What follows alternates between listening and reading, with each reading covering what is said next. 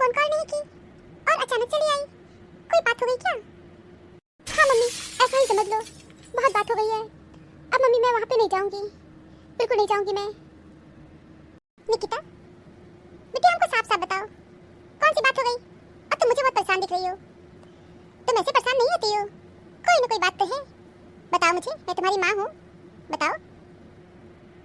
अब मम्मी मैं तुमको क्या बताऊँ, मेरे हस्बैंड ही कह दिए तुम जा सकती हो इस घर से, और बोले मैं तुमको लेने नहीं आऊँगा।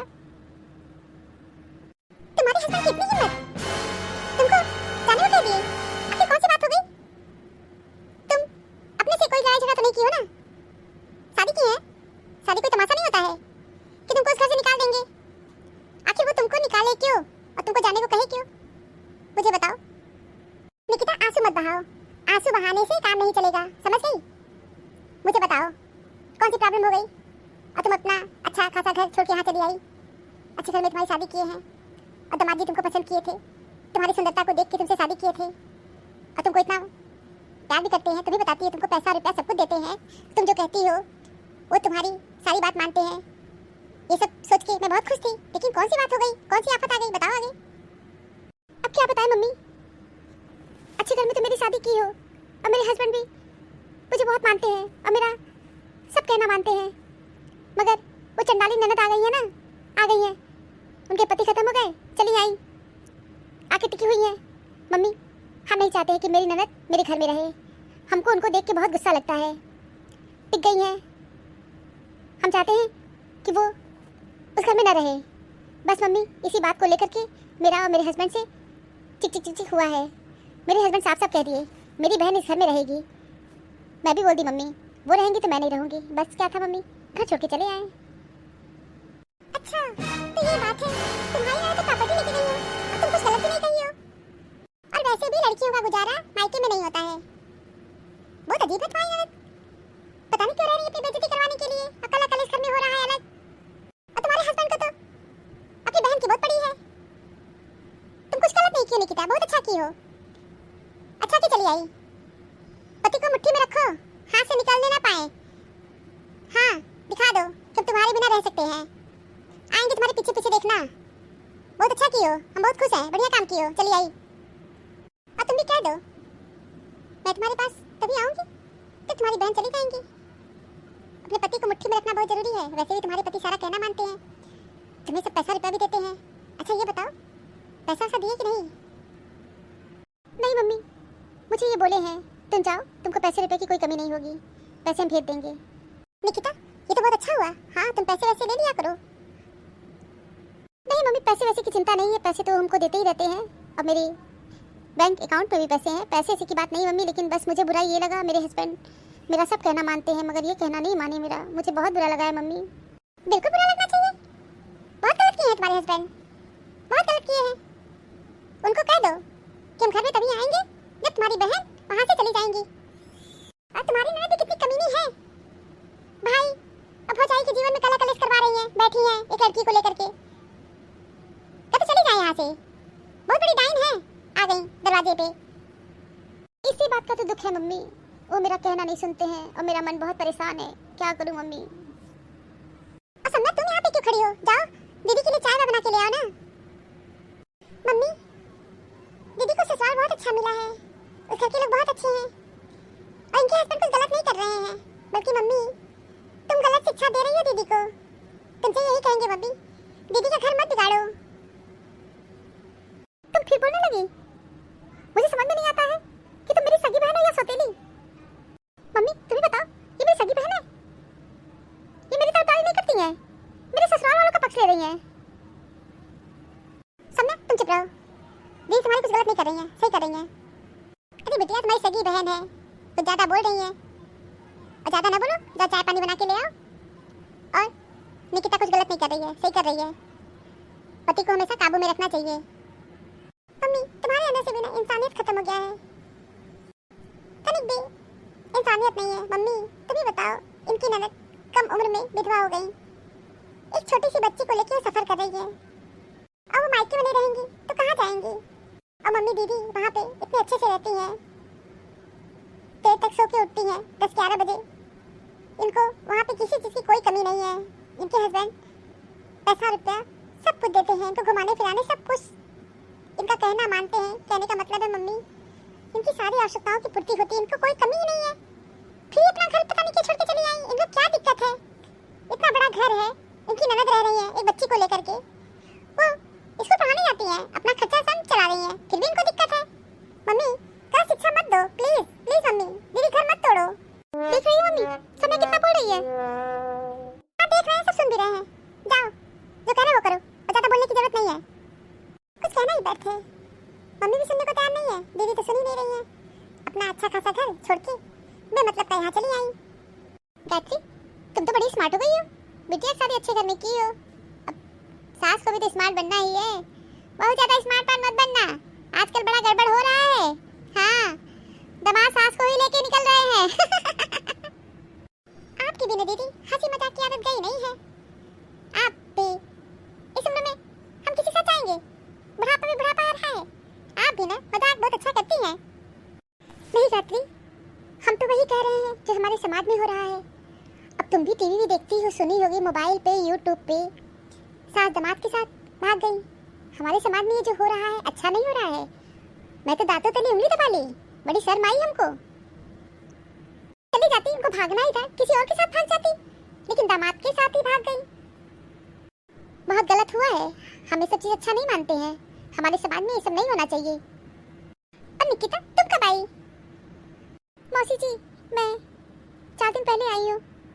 तुम्हारे ससुराल में सब कुछ ठीक तो है ना? हाँ मौसी जी मेरे ससुराल में सब ठीक है। जो भी हो गायत्री, तुम निकिता की शादी बहुत अच्छे घर में की हो, बहुत अच्छा घर मिला है, किसी चीज की कमी नहीं है। तुम्हारी निकिता वहाँ पे बहुत खुश रहती है। देखो आज भी निकिता का चेहरा कितना चमक रहा है। लड़कियां जब अच्छे घर में रहती हैं और खुश रहती हैं तो ऐसे ही खिली खिली नजर आती हैं। हाँ दीदी ये बात तो सही है, निकिता की शादी अच्छे घर में हुई है, किसी चीज की कोई कमी नहीं है। गायत्री एक बात कहें, किचन बहुत पुराना हो गया है, बनवा लो। अब क्या बताएं दीदी, सब हाल तो आप जानती ही हैं, सब चीज के लिए पैसा चाहिए। अच्छा छोड़ो जाने दो, ये सब ठीक है जो है ठीक है, संतोष करो, सबको सब कुछ दुनिया में नहीं मिलता है। निकिता पूरा ध्यान तुम्हारा मोबाइल पर है, क्या देख रही हो और क्या डिलीट कर रही हो?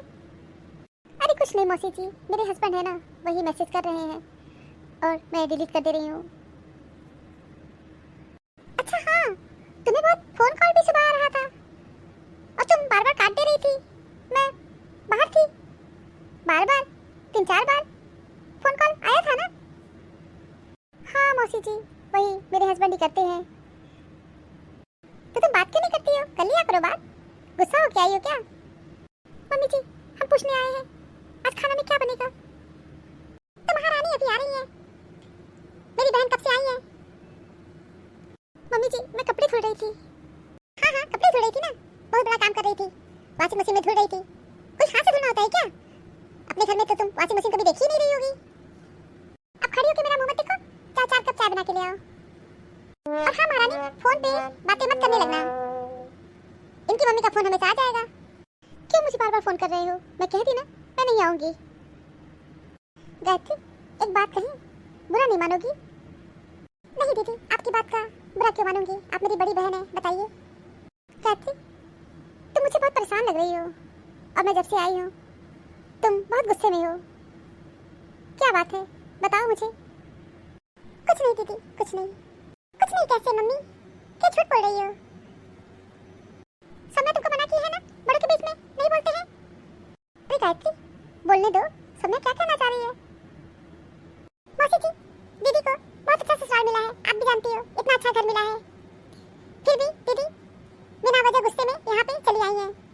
मौसी जी उनके हस्बैंड भी बहुत अच्छे हैं, बहुत अच्छे। हाँ ये तो हमें भी पता है, निकिता का ससुराल बहुत ही अच्छा है, बहुत अच्छे घर में शादी हुई है, लेकिन निकिता वहाँ से क्यों चली आई? मौसी जी उनकी एक ननद है, उनके पति अब नहीं रहे दुनिया में, उनकी एक छोटी सी बेटी है, वही उन लोग के साथ रहती है। इनके हस्बैंड बोले मेरी बहन इस घर में रहेंगी और दीदी चाहती है कि उनकी बहन इस घर में न रहे। अच्छा ये बात है, जब तक वो चंडाली ननद उस घर से नहीं चली जाएंगी वही निकिता जाने वाली नहीं है। हाँ पति को हमेशा मुट्ठी में रखना चाहिए। गायत्री तुम्हारा भी दिमाग खराब हो गया है, तो पता नहीं क्या ही मुट्ठी उट्ठी की बात कर रही हो। पति को मुट्ठी में रखना चाहिए। पता नहीं किस जमाने में जी रही हो। जमाना कितना बदल गया है। तनिक भी इंसानियत तुम लोग के अंदर नहीं है। लड़की को अच्छी शिक्षा नहीं दे रही हो। तुम्हारी लड़की अलग नखरा दिखा रही है क्योंकि तुम उसको सह दे रही हो।